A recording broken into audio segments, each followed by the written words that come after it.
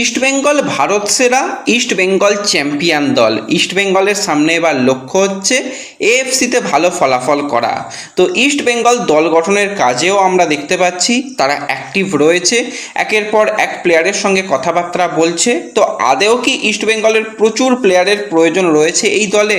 আমরা মূলত আলোচনা করব আজকে ইন্ডিয়ান প্লেয়ারদের নিয়ে, যে কোন কোন পজিশনে ইস্টবেঙ্গলের প্লেয়ারের দরকার রয়েছে, কোন প্লেয়ারদের সঙ্গে নতুন করে চুক্তি হতে চলেছে বা কোন প্লেয়াররা দল ছেড়ে বেরিয়ে যাচ্ছে, সেই নিয়েই আলোচনা রয়েছে এই ভিডিওতে।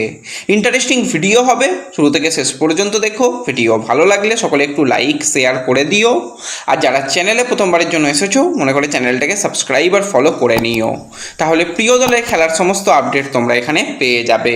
তো চলো আর দেরি না করে ভিডিও শুরু করা যাক। তো চ্যাম্পিয়ন দল সবসময় চেষ্টা করে তাদের চ্যাম্পিয়ন প্লেয়ারদের ধরে রাখা।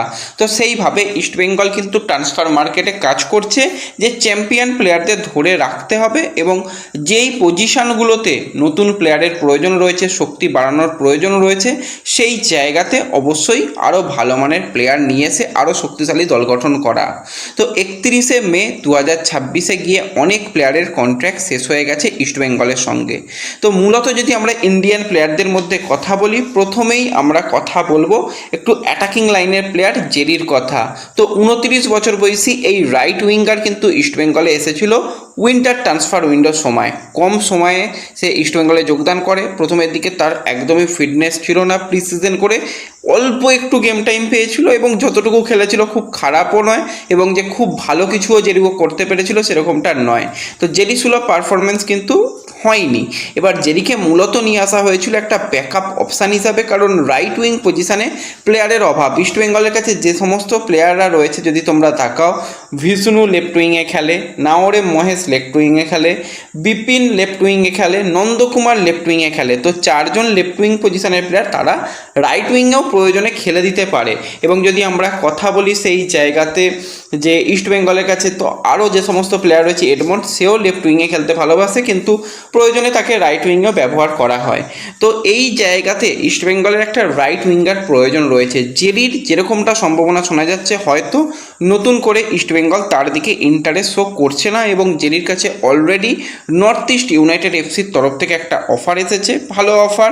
সে নর্থ ইস্টে একটা ব্যাক করার সম্ভাবনা কিন্তু তৈরি হয়েছে, যদিও এখনও ফাইনাল সিগনেচার হয়নি। হয়ে যদি যায় পরবর্তী সময় জানিয়ে দেব। তো এই পজিশনে ইস্টবেঙ্গলের ডেফিনেটলি প্লেয়ারের প্রয়োজন রয়েছে।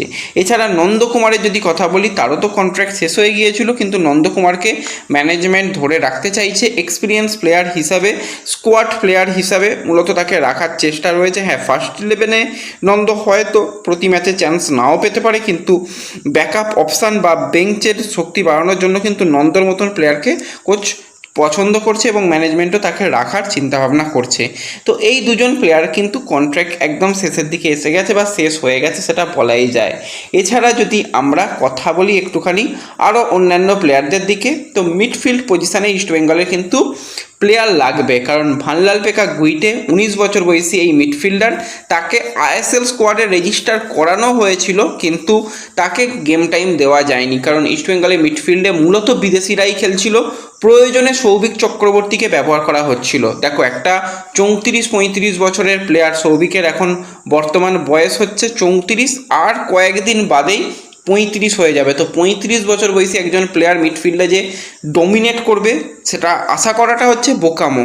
তো সেক্ষেত্রে মিডফিল্ডে প্লেয়ার লাগবে। ভানলাল পেকা গুইটে নো ডাউট একজন ভালো প্লেয়ার, ইয়াংস্টার, ফিউচার স্টার, তাকে ধরা হচ্ছে। এবং ইস্টবেঙ্গলের রিজার্ভ টিমের হয়ে পেকা গুইটে যে কী পারফরমেন্সটা তুলে ধরেছিল লাস্ট সিজনে আমরা দেখেছিলাম। তো সেই পেকা গুইটেকে ডেফিনেটলি ইস্টবেঙ্গলের প্রয়োজন যে ধরে রাখা, এবং তার সাথে দীর্ঘমেয়াদী চুক্তি করলে 19 বছর সবে প্লেয়ারের বয়স, অন্তত 2 বছরে যদি চুক্তি করে সেটা ইস্টবেঙ্গলের জন্য ফিউচারে গিয়ে ভালো হবে।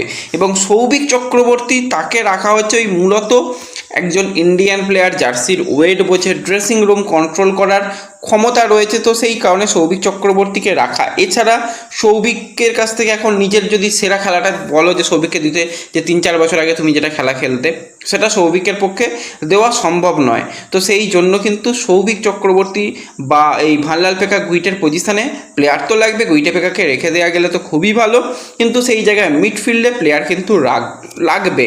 কিন্তু ইস্টবেঙ্গলের কাছে আর একজন ডিফেন্সিভ মিডফিল্ডার রামসাঙ্গা রয়েছে, যাকে কোচ একটা মিনিটও গেম টাইম দেয়নি। কোচের পছন্দের মধ্যে ছিল না, এবং রামসাঙ্গার প্লেয়ারটা হিসাবে খারাপ নয়, সে খুবই ভালো আই লিগে পারফরমেন্স করেছে, কিন্তু সব কোচের সব স্টাইলে সব প্লেয়াররা ফিট করে না। তো সেক্ষেত্রে রামসাঙ্গা যদি বেরিয়ে যায় তাহলে অবাক হওয়ার মতন কিছু নেই, কারণ তাকে সিঙ্গেল মিনিটও দেখা যাচ্ছে না। তাকে যদি আমরা কথা বলি CFL-এ, সেখানেও খুব একটা ব্যবহার করার সুযোগ নেই। তো রামসাঙ্গাকে বয়ে বেরিয়ে তো কোনো লাভ নেই, প্লেয়ারের কেরিয়ারে নষ্ট হবে। তো সেক্ষেত্রে রামসাঙ্গা যদি বেরিয়ে যায়, সেইখানে তো প্লেয়ার লাগবে। আমরা বুঝতে পারছি ইস্টবেঙ্গলের মিডফিল্ডে কিন্তু ডেফিনেটলি প্লেয়ারের প্রয়োজন। এছাড়া যদি আমরা ইস্টবেঙ্গলের ডিফেন্সের দিকে তাকাই, ইস্টবেঙ্গলের দুজন ডিফেন্ডারের সঙ্গে কন্ট্রাক্ট শেষ, 31শে মেতে গিয়ে কন্ট্রাক্ট শেষ হয়ে গেছে। একজন লেফট ব্যাক পজিশনের প্লেয়ার, আরও একজন রাইট ব্যাক পজিশনের প্লেয়ার। তো আমি কথা বলছি প্রভাত লাকড়া এবং তার সাথে মোহাম্মদ রাকিবের কথা।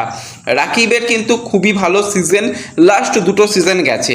চোট আঘাত সমস্যা হতেই পারে, শেষের দিকে অল্প সময়তে চোটের জন্য খেলতে পারলো না আমরা দেখলাম। তো তাছাড়াও যে রাকিব যে পারফরমেন্সটা তুলে ধরেছিল ধারাবাহিক বড় ম্যাচে যে খেলাটা খেলেছে, রাকিবকে ডেফিনেটলি রাখবে ম্যানেজমেন্ট, ততটুকুই চিন্তাভাবনা রয়েছে। বা তার ইনজুরিটা নিয়ে একটা চিন্তা, সেটা ম্যানেজমেন্ট দেখছে, যদি ঠিকঠাক লাগে তো সে জায়গায় তাকে রাখার চিন্তাভাবনা রয়েছে। কিন্তু প্রভাতের হয়তো ইস্টবেঙ্গলে সে কন্টিনিউ নাও করতে পারে, সেই সম্ভাবনাই প্রবল। তো এই 28 বছর বয়সী বাঙালি ডিফেন্ডার কিন্তু ইস্টবেঙ্গল ছেড়ে বেরিয়ে যেতে পারে, এবং তার কাছে কিন্তু বেশ কিছু ISL ক্লাবের অফার রয়েছে। চেন্নাইন FC, এছাড়া জামশেদপুর, আরও একটা ক্লাবের কিন্তু অফার অলরেডি প্রভাতের কাছে রয়েছে বলেই শোনা যাচ্ছে।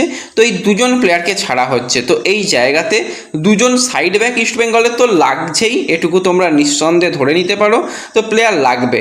লালচুংনুঙ্গা যদি কথা বলি, তার সাথে নতুন করে চুক্তি হচ্ছে, তো লাল থাকছে, কিন্তু লালের কাছে আরও কিছু ক্লাবের অফার, ISL ক্লাবেরই অফার রয়েছে। এখনও সিগনেচার কমপ্লিট হয়নি, আশা করছি লালচুংনুঙ্গা ইস্টবেঙ্গলের সঙ্গে কন্টিনিউ করবে। এছাড়া ইস্টবেঙ্গলের আরও একটা জায়গাতে প্লেয়ার ডেফিনেটলি লাগবে, সেটা হচ্ছে গোলকিপার পজিশান। প্রভসুকান সিং গিল, দেবজিৎ মজুমদার, আরিয়ান সাহ, এই 3জন গোলকিপারের কিন্তু কন্ট্রাক্ট শেষ হয়ে গেছে। প্রভসুকান সিং গিল সে নিজে জানিয়েছিল ইস্টবেঙ্গলে খেলতে চায়, ইস্টবেঙ্গল ম্যানেজমেন্টও তাকে রাখার ব্যাপারে আশাবাদী, এবং একটা স্যালারি তো হাই চেয়েছে, খুব বেশি নয়, সেই নিয়ে নেগোসিয়েশনও চলছে, কথাবার্তা চূড়ান্ত পর্বে। তো প্রভসুকান সিং গিল থাকছে, কিন্তু দেবজিৎ মজুমদার, তার 38 বছর বয়স, তো ফুটবলকে বিদায় জানানোর সময় এসে গেছে।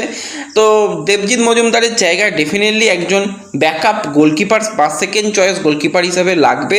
তো সেখানে গোলকিপারের একটা প্রয়োজন রয়েছে। আরিয়ান সাহকে মূলত নিয়ে আসা হয়েছিল সন্দীপ নন্দীর পছন্দের প্লেয়ার, তো সেক্ষেত্রে আরিয়ান সাহ কন্টিনিউ করছে না, সেখানে প্লেয়ার লাগবে। গৌরব থার্ড চয়েস অপশান হিসাবে রয়েছে, কিন্তু এই জায়গায় দেবজিৎ মজুমদার বা আরিয়ান সাহর জায়গাতে ইস্টবেঙ্গলকে ডেফিনেটলি প্লেয়ার নিয়ে আসতে হবে।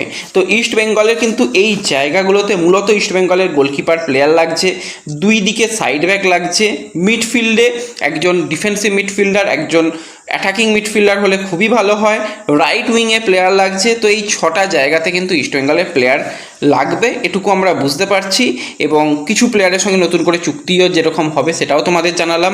এছাড়া সায়ন ব্যানার্জি, সেও বেরিয়ে গেছে, সে মূলত রাইট উইং পজিশনের প্লেয়ার, সে মোহনবাগান সুপার জায়েন্ট জয়েন করেছে, তো সেখানেও প্লেয়ার একটা লাগছে, সেটুকু বোঝাই যাচ্ছে। তো পুরো দল নিয়ে আলোচনা করলাম, কোন কোন পজিশনে প্লেয়ার নিয়ে আলোচনা করলাম। আশা করছি ভিডিও ভালো লেগেছে, ভালো লাগলে অবশ্যই লাইক শেয়ার করে দিও, চ্যানেলে প্রথমবারের জন্য এলে সাবস্ক্রাইব আর ফলো করে নিও। দেখা হবে পরবর্তী ভিডিওতে, ধন্যবাদ।